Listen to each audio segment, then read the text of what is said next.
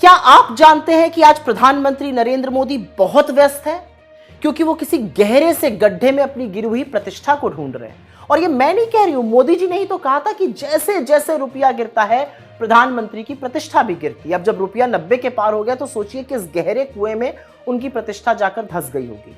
2014 में जब मोदी जी प्रधानमंत्री बने तो उनको रुपया डॉलर के मुकाबले 58 रुपीज 86 पैसा पर मिला था, जिसको उन्होंने 90 पार करा दिया। और अब लगता है कि शतक मनवा कर ही उनका दिल भरेगा।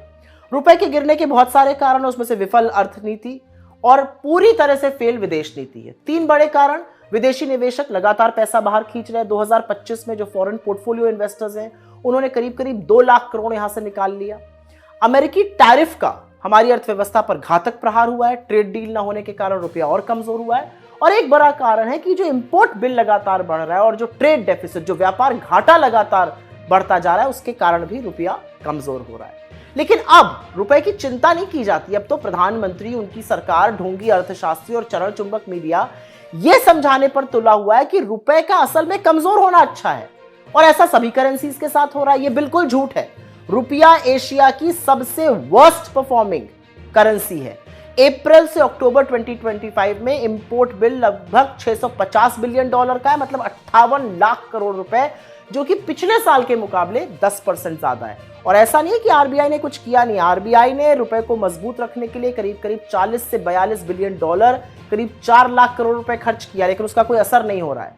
पर अगर आपको लगता है कि रुपया कमजोर होगा और उसका असर आप पर नहीं पड़ेगा, तो सुनिए, रुपया कमजोर होने का मतलब है देश का इंपोर्ट बिल बढ़ेगा।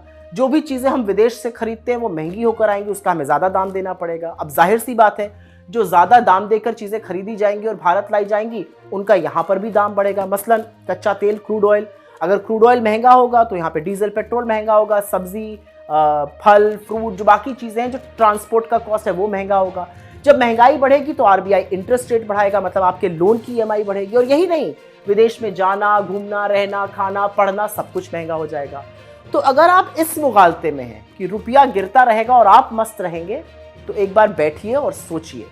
रुपए के गिरने का फर्क मोदी जी को बिल्कुल ना पड़े, लेकिन आप पर जरूर पड़ेगा।